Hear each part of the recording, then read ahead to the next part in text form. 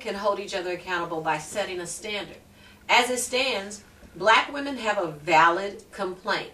A valid complaint, and I am one of them who has a valid complaint, that even when a man or multiple men have an inappropriate social position pertaining to black women, other black men don't A, challenge that position, or don't disassociate themselves from that particular male. That's a valid complaint. And that's understandable, because I know for a fact that brothers have a tendency to feel like everybody's entitled to their own opinion, irregardless to what it may be. And instead of putting a brother in check when we know that position is literally outrageous, we still give them that option to have that as their opinion. Now, my honest response to that would be, that is bromantic bullshit. Black men don't believe everyone's entitled to their opinion. They only believe everyone's entitled to their opinion when they're in a room full of black men. When black women voice their opinions, black women are often met with a hostility of some of those very same cordial and courteous among themselves black men. And that's where the complaints come back and forth across the gender lines. If black men felt that way all across the board, we wouldn't have this problem. I think it's perfectly acceptable that everyone is entitled to their opinion, as long as those opinions are not imposed upon other people. I also think it's responsible to make sure you socialize and align yourself with people of shared values. I have my opinions. My social circle represents those shared values. Do you get what I'm saying? So if, using your same example, but let's say men are together, everyone's entitled to their opinion. Videos that I've seen or have received lately are of men being in a room together, and for example, one that was sent to me today was of a man in a room with two other men speaking openly to these other two males on how he not only calls his mother to her face a bitch, but that he knowingly and intentionally physically intimidates her.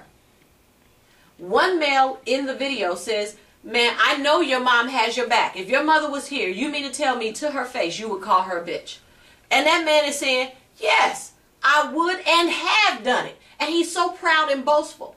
But that didn't cost him his social circle. The men in the room, the other two men who were disagreeing, but they were disagreeing through laughter. They were laughing and saying, "Just for the record, I don't feel that way. My man here doesn't feel that way." But he didn't lose his friends. They didn't hold him accountable. They didn't hold him accountable. And I'm saying they should have rejected him. They should have rejected him. He should have had to leave. He should not be part of their social circle. It sounds like I'm almost being elementary school-ish when I say this, but as long as a man feels like he doesn't have anything to lose, there's no limit to where he's going to go. That's just true of people, period. So in that situation, even though those men were saying they disagree, they were saying so through laughter and through the physical posture of no major worry or concern.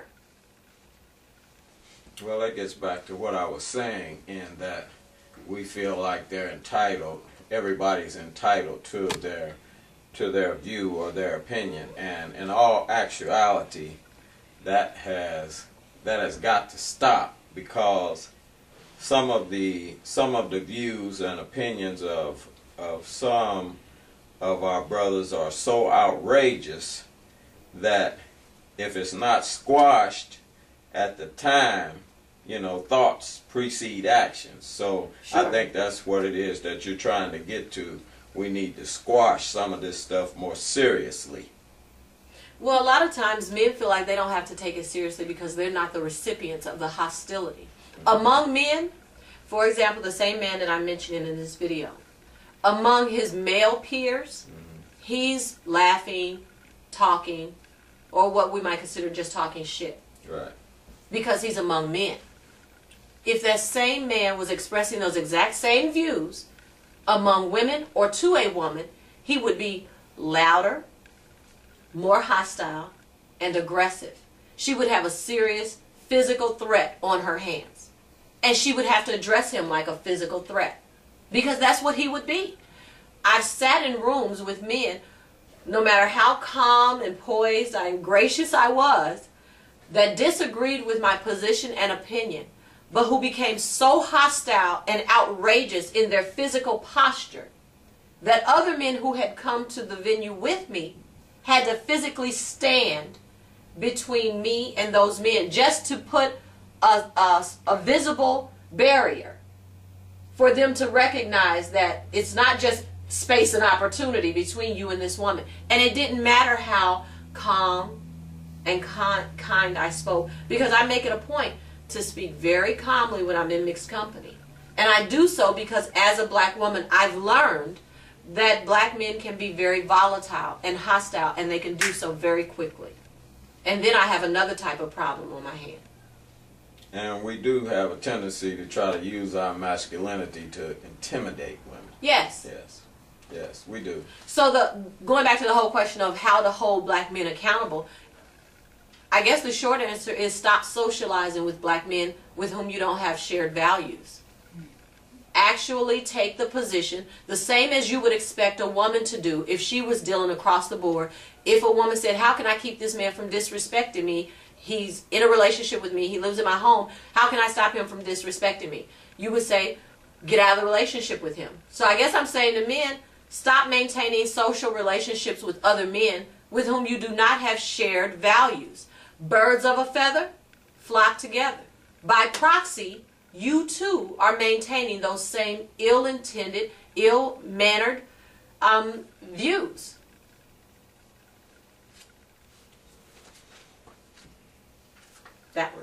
Next one's yours. So how would women or black women hold each other accountable? Black women are almost masters of holding one another's feet to the fire, but usually, again, on social bullshit. We'll hold each other's feet to the fire on simple, superficial things. What we have to do is learn to hold ourselves accountable to more substantive things. Black women can hold each other accountable by making sure our social interactions, which usually are aligned around values, but that those values actually mature. That they go beyond just, do we club or not club? Right. Do we drink or not drink?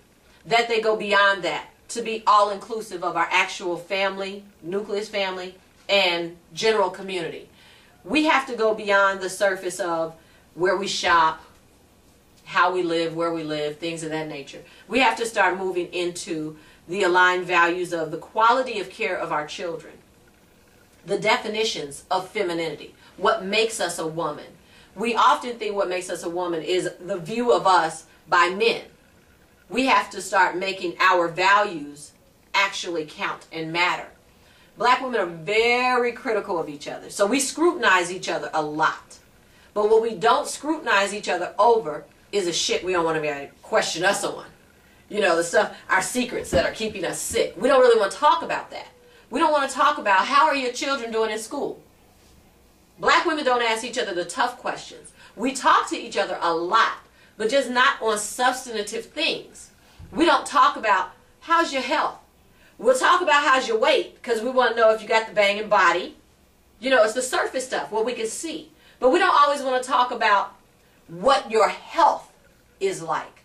Are you taking care of yourself? Have you had a mammogram? Did you even do a self-breast exam? You know, we don't really talk about this enough. And we could save our lives if we would just communicate in a substantive manner.